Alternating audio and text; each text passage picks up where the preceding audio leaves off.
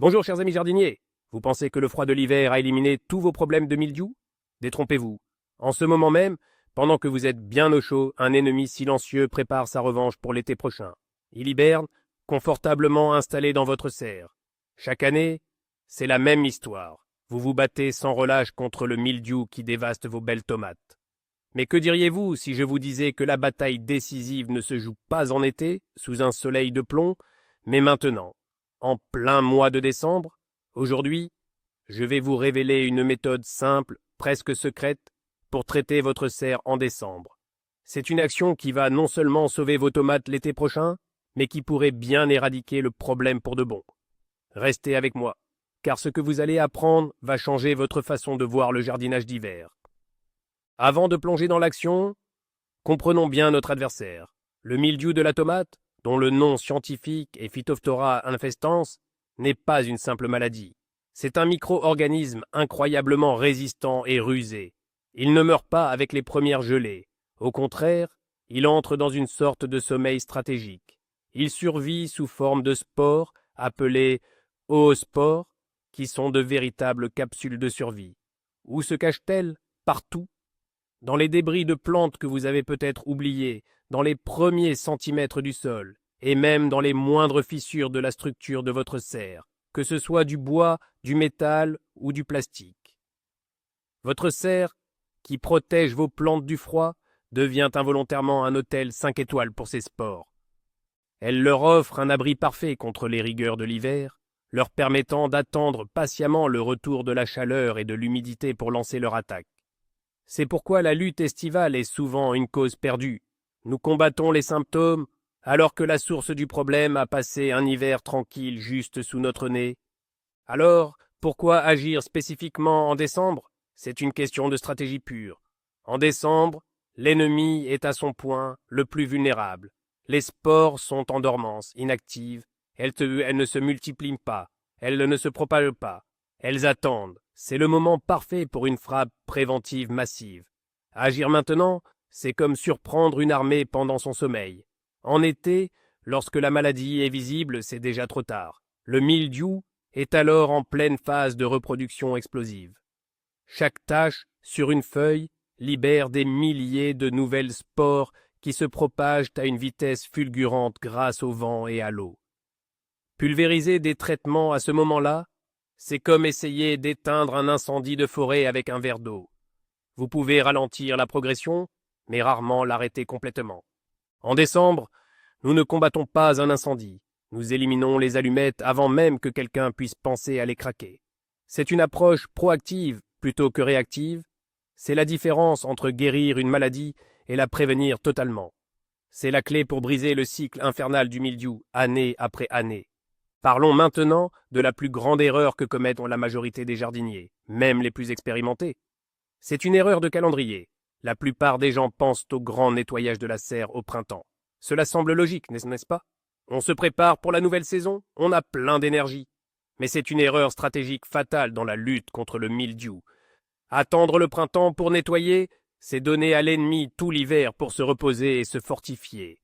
Pire encore, dès que les premiers rayons de soleil réchauffent la serre en mars ou avril, les spores dormantes commencent à se réveiller. L'humidité printanière est leur signal. En nettoyant à ce moment-là, vous risquez de perturber le sol et les débris, et en fait, d'aider les spores à se disperser partout, juste au moment où vous allez planter vos jeunes et fragiles plants de tomates. Vous préparez le champ de bataille pour votre adversaire. C'est exactement l'inverse de ce que nous voulons faire. Le nettoyage de printemps est utile pour l'esthétique, mais pour la phytopathologie, le nettoyage d'hiver, en décembre, est la seule approche véritablement efficace. Il faut agir quand la serre est vide et froide et que le cycle de vie du champignon est à son point mort.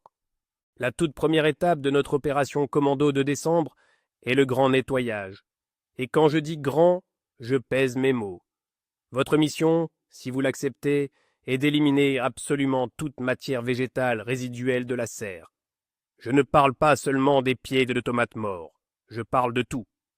Les feuilles tombées, les petites tiges cassées, les fruits momifiés qui se cachent dans un coin et même les mauvaises herbes qui ont pu survivre.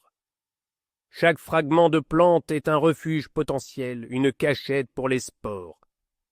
Imaginez que vous êtes un enquêteur sur une scène de crime, et chaque débris végétal est un indice qui doit être collecté et éliminé. Prenez un râteau, des gants et de grands sacs poubelles. Soyez méticuleux. Passez le râteau, puis finissez à la main. Regardez sous les planches, le long des fondations. Ne laissez rien. C'est une politique de tolérance zéro absolue. Pensez que chaque feuille que vous laissez est une promesse de maladie pour l'été prochain. Cette étape peut sembler fastidieuse, mais elle est fondamentale. C'est la base sur laquelle repose tout le succès de notre traitement. Sans un nettoyage impeccable, les étapes de désinfection qui suivront perdront une grande partie de leur efficacité. Approfondissons l'importance de ce nettoyage méticuleux. Pourquoi un simple petit fragment de feuille peut-il être si dangereux? Il faut comprendre la nature microscopique de notre adversaire. Une seule oospore est invisible à l'œil nu, et un petit morceau de feuille en décomposition peut en abriter des milliers, voire des millions. Ces oospores sont conçues par la nature pour être incroyablement résistantes. Elles peuvent survivre à des températures glaciales et à la sécheresse. La matière organique en décomposition leur fournit non seulement un abri physique, mais aussi les nutriments nécessaires pour survivre pendant les longs mois d'hiver. C'est leur garde-manger et leur bunker tout en un. Lorsque vous laissez ces débris dans la serre, vous créez ce que les scientifiques appellent un inoculum primaire. C'est la source initiale de l'infection pour la saison suivante. En éliminant physiquement toute cette matière, vous retirez la quasi-totalité de cet inoculum. C'est la mesure la plus simple et la plus efficace que vous puissiez prendre. Ne sous-estimez jamais cette étape. Ne vous dites pas « Oh, ce n'est qu'une petite feuille ». Dans la guerre contre le mildiou, il n'y a pas de petits ennemis. Chaque spore compte. Le nettoyage n'est pas une corvée. C'est le premier acte chirurgical pour guérir votre cerf de sa maladie chronique. Une fois que vous avez éliminé tous les débris végétaux du sol, portons notre attention sur les accessoires. Je parle de tout ce qui a été en contact avec vos plantes l'année dernière. Les tuteurs, les ficelles, les cages à tomates, les étiquettes, les pots vides. Ces éléments sont souvent les grands oubliés du nettoyage, et pourtant, ce sont de véritables autoroutes pour la maladie. Les spores du mildiou peuvent adhérer à n'importe quelle surface, qu'elle soit en bambou, en plastique ou en métal. Les ficelles, en particulier, sont de véritables éponges à spores. La règle est simple, tout ce qui peut être jeté, comme les ficelles, doit être jeté. Ne tentez pas de les réutiliser, c'est une fausse économie qui pourrait vous coûter toute votre récolte.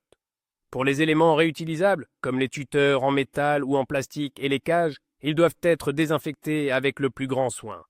Sortez-les de la serre, préparez une solution d'eau de javel diluée, environ une partie d'eau de javel pour 9 parties d'eau, ou utilisez du vinaigre blanc pur.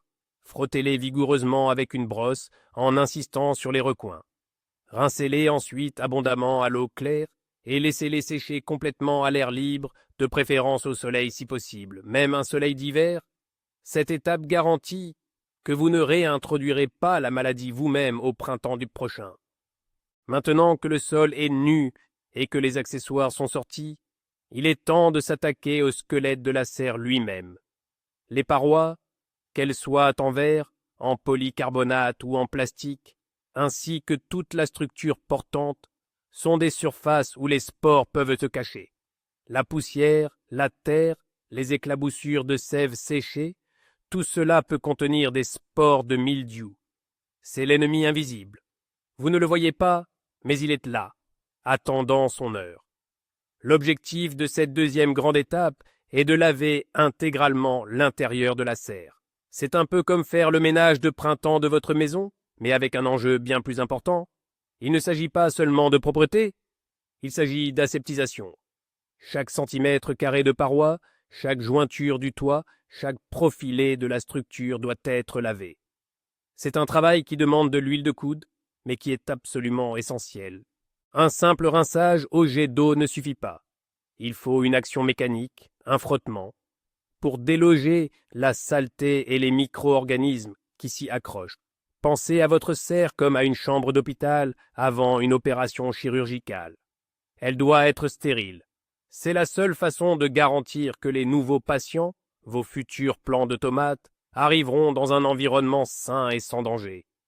Pour ce grand lavage des parois et de la structure, quels produits utiliser? Vous n'avez pas besoin de produits chimiques complexes ou coûteux. Des solutions simples et efficaces sont à votre portée.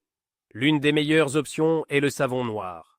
C'est un produit naturel, biodégradable et un excellent détergent. Diluez-le dans de l'eau tiède selon les instructions du fabricant. Une autre option très efficace est le vinaigre blanc, un désinfectant et un anticalcaire bien connu. Vous pouvez l'utiliser pur ou dilué dans l'eau. Pour les serres particulièrement sales, ou si vous avez eu une forte infection l'année précédente, vous pouvez opter pour une solution d'eau de javel diluée, comme mentionné pour les tuteurs. Cependant, soyez prudent avec l'eau de javel. Elle est très efficace mais aussi corrosive pour certaines structures métalliques et doit être utilisée dans un espace bien ventilé. Un simple savon de Marseille ou même du liquide vaisselle peut également faire l'affaire. L'important n'est pas tant le produit lui-même que l'action de nettoyage. Le but est de créer une solution qui va aider à dissoudre la saleté et à décoller les spores. Préparez votre seau d'eau tiède, ajoutez le nettoyant de votre choix et vous êtes prêt pour l'étape suivante. L'application. La technique de lavage est aussi importante que le produit que vous utilisez. Armez-vous d'une grande éponge, d'une brosse douce et peut-être d'une brosse à récurer pour les taches tenaces. Commencez par le haut et descendez vers le bas. C'est une règle de base du nettoyage pour éviter que l'eau sale ne coule sur les zones que vous venez de nettoyer. Trempez généreusement votre éponge ou votre brosse dans la solution de nettoyage et frottez chaque surface. N'hésitez pas à appliquer une pression modérée. L'objectif est de créer une action mécanique qui va physiquement enlever la couche de saleté et de biofilm où les spores se nichent. Insistez particulièrement sur les zones difficiles d'accès, les joints entre les plaques de polycarbonate, les recoins de la charpente, les glissières des portes et des fenêtres. Ce sont les cachettes préférées des pathogènes. Une vieille brosse à dents peut être un outil formidable pour atteindre ces petits espaces. Prenez votre temps. Imaginez que vous polissez un diamant. Chaque geste compte. C'est un processus presque méditatif. En nettoyant ainsi votre serre, vous n'enlevez pas seulement la saleté, vous purifiez l'espace et vous préparez un sanctuaire pour vos futures plantes. C'est un acte de soin et de prévention qui portera ses fruits des mois plus tard. Après avoir frotté vigoureusement chaque recoin de votre serre, une étape cruciale est souvent négligée, le rinçage. C'est une erreur de penser que laisser le produit nettoyant sur les parois va continuer à agir. En réalité, le produit a fait son travail en délogeant la saleté et les spores. Maintenant, il faut évacuer tout ce petit monde. Un rinçage abondant à l'eau claire est indispensable. Utilisez un tuyau d'arrosage avec un pistolet réglé sur un jet assez puissant, mais pas au point d'abîmer la structure. Encore une fois, commencez par le haut et progressez vers le bas. Rincez méthodiquement, en vous assurant de faire passer l'eau partout où vous avez appliqué le nettoyant. Le but est d'éliminer non seulement les résidus de savon ou de vinaigre, mais surtout d'entraîner avec l'eau les saletés et les spores que vous avez décollés. L'eau de rinçage va s'écouler sur le sol, ce qui n'est pas un problème, car nous allons nous occuper du sol dans l'étape suivante. Un bon rinçage laisse les parois de votre serre non seulement propres visuellement, mais aussi physiquement débarrassées de la majorité des agents pathogènes. Laissez ensuite la serre s'aérer et sécher complètement. Ouvrez les portes et les fenêtres pendant quelques heures, si le temps le permet. Une surface sèche est moins propice au développement de nouveaux champignons. Nous arrivons maintenant au cœur de la stratégie, à l'étape la plus puissante de notre plan de bataille, le traitement du sol. C'est ici que se cache la grande majorité des spores de mildiou qui ont survécu à l'hiver. Le sol est le réservoir principal de la maladie. Même avec un nettoyage parfait des débris et des parois, si vous ne traitez pas le sol, vous laissez la porte grande ouverte à une nouvelle invasion. Les spores peuvent y rester en dormance pendant plusieurs années, attendant les conditions idéales pour germer et infecter vos nouvelles plantations. C'est pourquoi cette étape est aussi non négociable. Il existe plusieurs méthodes pour désinfecter le sol, mais nous allons nous concentrer sur une technique particulièrement efficace pour une serre vide en hiver. C'est une méthode radicale qui va véritablement stériliser la couche supérieure du sol, là où se trouvent nos ennemis. C'est l'acte final qui va garantir que votre serre est un environnement sain et sécurisé. C'est un peu comme la désinfection finale d'un bloc opératoire. Après cette étape, votre serre sera prête à accueillir une nouvelle vie sans la menace constante et invisible de l'année précédente. C'est l'assurance d'un nouveau départ, sur des bases saines. Avant de vous dévoiler la méthode de choc, il faut absolument déconstruire un mythe très répandu. Beaucoup de jardiniers pensent qu'un simple bêchage ou un passage de motobineuse en hiver suffit à nettoyer le sol. L'idée est d'exposer les spores au gel. Malheureusement, c'est largement inefficace contre le mildiou. Les zoospores sont conçus pour résister à des froids intenses. Les enfouir plus profondément ne fait que les mettre en réserve pour les années futures. Les remonter à la surface peut, dans certains cas, les rapprocher de leurs futures victimes. Le bêchage a son utilité pour aérer la structure du sol, mais il n'a quasiment aucun effet désinfectant sur les pathogènes comme le mildiou. C'est une fausse bonne idée qui donne bonne conscience, mais ne résout pas le problème de fond. Il faut une action beaucoup plus agressive pour détruire ces zoospores. Ne tombez pas dans ce piège de la simplicité. Le travail du sol est important, mais il doit venir après une véritable désinfection, pas en remplacement. Comprendre cela, c'est faire un grand pas en avant dans la gestion des maladies au potager. Nous n'allons pas simplement déplacer le problème, nous allons l'éliminer à la source. Voici donc notre arme secrète, une méthode ancestrale mais d'une efficacité redoutable, la fumigation au soufre. Cela peut sembler impressionnant, mais c'est une technique très efficace pour désinfecter un volume clos comme une serre. Le principe consiste à brûler une mèche de soufre, également appelée fleur de soufre ou pain de soufre, que l'on trouve facilement en jardinerie. En brûlant, le soufre dégage un gaz, le dioxyde de soufre. Ce gaz a de puissantes propriétés fongicides, insecticides et acaricides. Son grand avantage est qu'il se propage absolument partout dans la serre. Il pénètre dans les moindres fissures de la structure, mais surtout, il s'infiltre dans la couche superficielle du sol, là où les méthodes de pulvérisation liquide ne peuvent pas toujours aller. C'est un traitement gazeux qui va atteindre et tuer les spores du mildiou, mais aussi d'autres champignons pathogènes comme l'oïdium ou la rouille, ainsi que les œufs d'insectes et d'acariens qui hibernent. C'est un véritable reset sanitaire pour votre serre. C'est la solution la plus complète pour éradiquer en une seule fois une large gamme de problèmes potentiels. C'est une méthode radicale, mais c'est précisément ce dont nous avons besoin pour briser le cycle de la maladie. Attention, qui dit méthode puissante, dit précaution indispensable.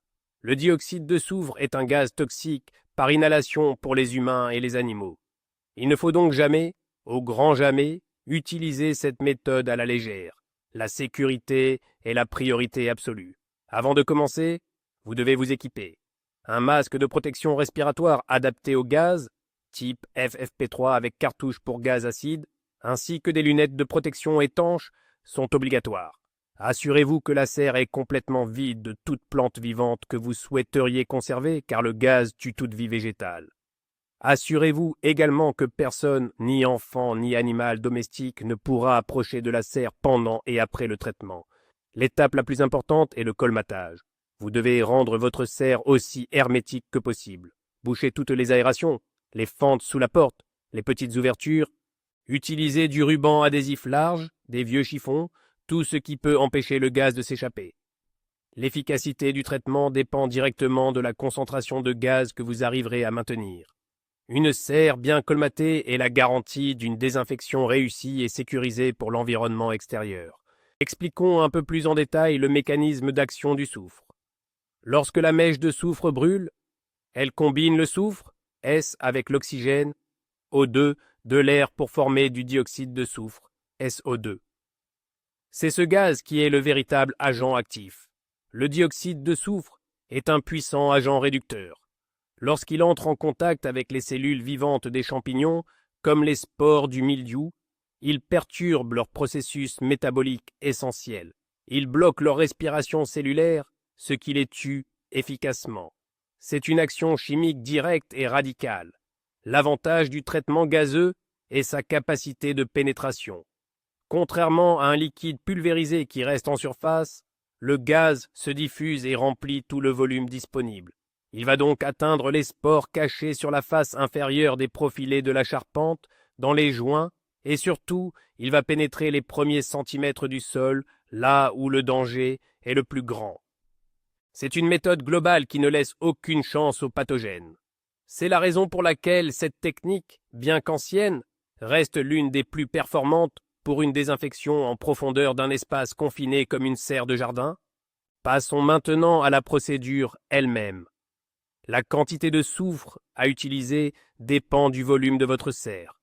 Référez-vous toujours aux instructions du fabricant, mais une dose courante est d'environ 30 à 50 grammes de soufre par mètre cube. Calculez le volume de votre serre, longueur fois largeur fois hauteur moyenne. Une fois la dose calculée, déposez là où les mèches de soufre sur un support qui ne craint pas la chaleur, comme une vieille brique, un parpaing ou un plat en métal. Ne le posez jamais directement sur le sol ou sur un support en plastique. Placez ce support au centre de la serre pour une diffusion optimale du gaz. La procédure d'allumage doit être rapide et sécurisée. Préparez votre sortie. Assurez-vous que la porte peut être fermée rapidement de l'extérieur. Une fois que vous êtes bénévole et prêt, équipé de votre masque et de vos lunettes, allumez la mèche avec un briquet ou un chalumeau. Elle ne produit pas une grande flamme, mais se consume lentement en dégageant une fumée épaisse. Dès que la combustion démarre, sortez immédiatement de la serre, fermez la porte et finissez de la colmater de l'extérieur si nécessaire. Votre intervention à l'intérieur ne doit durer que quelques secondes. La sécurité avant tout. Une fois que vous êtes sorti et que la porte est fermée hermétiquement, le traitement commence. Le soufre va se consumer pendant plusieurs heures, remplissant progressivement toute la serre d'une fumée opaque et d'un gaz redoutable pour les pathogènes. Le colmatage que vous avez réalisé prend ici tout son sens. Il va permettre au dioxyde de soufre d'atteindre une concentration suffisamment élevée et de la maintenir assez longtemps pour être efficace. C'est un peu comme faire mariner un aliment. Le temps de contact est essentiel. Laissez la serre complètement fermée pendant au moins 24 heures et idéalement 48 heures. Pendant cette période, il est crucial de s'assurer que personne n'ouvre la porte. Vous pouvez mettre une affiche d'avertissement pour plus de sécurité. Ce temps de confinement permet au gaz d'agir en profondeur, de pénétrer dans le sol et d'atteindre les spores les plus résistantes. C'est une phase passive pour vous, mais c'est la phase la plus active pour le traitement. Vous avez déclenché une bombe sanitaire à l'intérieur et il faut maintenant la laisser faire son travail sans l'interrompre. C'est la patience qui garantira l'efficacité maximale du processus. Après la période de confinement de 24 à 48 heures, vient l'étape de la ventilation. C'est une phase tout aussi critique que les précédentes pour votre sécurité. N'entrez surtout pas dans la serre immédiatement après avoir ouvert la porte. Le dioxyde de soufre est un gaz lourd qui peut stagner à l'intérieur. Ouvrez la porte et toutes les fenêtres ou aération depuis l'extérieur. Laissez la serre s'aérer naturellement pendant au moins 24 heures complètes. Créez un maximum de courant d'air. C'est seulement après cette longue période de ventilation que vous pourrez considérer l'atmosphère comme saine et entrer à nouveau dans la serre en toute sécurité. Vous remarquerez peut-être une légère odeur résiduelle et un fin dépôt jaunâtre sur certaines surfaces, c'est normal. Ce processus a radicalement purifié l'environnement. Votre serre est maintenant biologiquement neuve. Elle est débarrassée non seulement du mildiou, mais aussi d'une multitude d'autres problèmes potentiels. Vous avez créé un environnement de départ idéal pour votre prochaine saison de culture. C'est un travail qui demande de la rigueur, mais le résultat en vaut largement la peine. Je comprends que la méthode de fumigation au soufre puisse effrayer certains jardiniers ou ne pas être réalisable pour tout le monde. Heureusement, il existe une alternative, moins radicale mais tout de même efficace, pour le traitement du sol. L'utilisation de produits à base de cuivre, comme la célèbre bouillie bordelaise. Après avoir nettoyé les débris et lavé les parois, vous pouvez préparer une solution de bouillie bordelaise en respectant scrupuleusement les dosages indiqués pour un traitement du sol. L'objectif est d'arroser généreusement toute la surface du sol de la serre avec cette préparation. Utilisez un arrosoir à pomme large pour bien répartir le produit.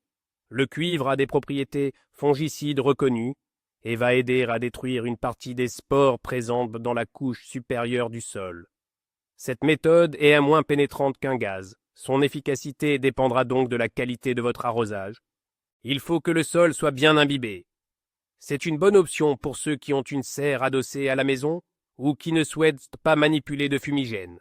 C'est un compromis qui, combiné à un nettoyage impeccable, réduira considérablement la pression de la maladie pour la saison à venir. C'est une approche plus douce, mais qui demande une application très soignée. Enfin, pour parfaire notre stratégie, nous allons utiliser un allié puissant et gratuit, le froid lui-même. Une fois que vous avez terminé votre grand nettoyage et votre désinfection, que ce soit au soufre ou au cuivre, ne vous précipitez pas pour refermer votre serre et la protéger de l'hiver. Au contraire, profitez des périodes de grand froid. Quand la météo annonce une vague de gel intense, avec des températures descendant bien en dessous de zéro, ouvrez grand les portes et les fenêtres de votre serre. Laissez le gel entrer et pénétrer le sol pendant plusieurs jours. Bien que nous ayons dit que les zoospores du mildiou sont très résistantes en eau froide, cette exposition directe à un gel intense peut tout de même affaiblir ou détruire une partie des survivants, ainsi que d'autres ravageurs comme les pucerons ou les limaces qui auraient pu trouver refuge dans le sol. C'est un coup de grâce naturel. Vous utilisez la puissance de la nature pour finaliser le travail de purification. Cette pratique, combinée aux étapes précédentes, crée un environnement extrêmement hostile pour tous les ennemis de vos cultures. Vous mettez absolument toutes les chances de votre côté pour la saison prochaine. C'est la touche finale d'un jardinier stratège. Quels sont les bénéfices à long terme de cet effort hivernal? Ils sont immenses. En réalisant cette opération complète en décembre, vous ne faites pas que sauver votre prochaine récolte de tomates. Vous brisez le cycle de la maladie. Chaque année, la quantité de spores dans votre serre augmente, rendant la lutte de plus en plus difficile. En effectuant ce grand reset, vous repartez d'une base saine. La pression de la maladie pour l'été suivant sera considérablement réduite, voire inexistante. Cela signifie que vous aurez besoin de beaucoup moins de traitements pendant la saison de croissance. Moins de pulvérisation, c'est moins de travail pour vous, moins de produits dans votre jardin et des plantes en meilleure santé qui peuvent consacrer toute leur énergie à produire des fruits délicieux plutôt qu'à se défendre contre les maladies. C'est un investissement en temps et en effort en décembre qui vous rapportera des dividendes tout au long du printemps et de l'été. Vous ne subirez plus le stress de voir vos plants noircir les uns après les autres. Vous retrouverez le plaisir de cultiver des tomates avec la promesse d'une récolte abondante et saine. C'est le véritable objectif de tout jardinier. Voilà, le secret est révélé. La bataille contre le mildiou ne se gagne pas en juillet en pulvérisant frénétiquement vos plants de tomates, mais en décembre avec méthode et stratégie. Résumons les étapes clés de cette opération. Premièrement, un nettoyage impitoyable de tous les débris végétaux et supports. Deuxièmement, un lavage complet et méticuleux de toute la structure de la serre.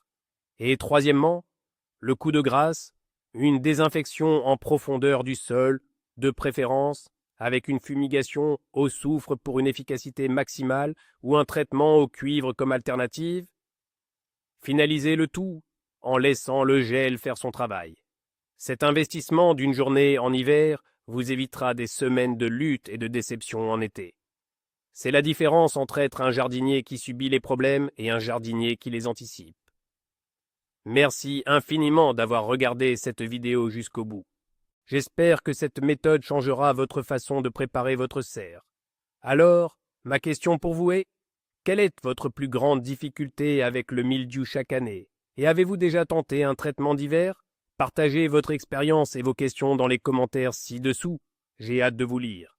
Si cette vidéo vous a été utile, n'oubliez pas de laisser un pouce bleu, de la partager avec un ami jardinier et surtout de vous abonner pour ne manquer aucun de nos futurs conseils. À très bientôt et bon jardinage d'hiver.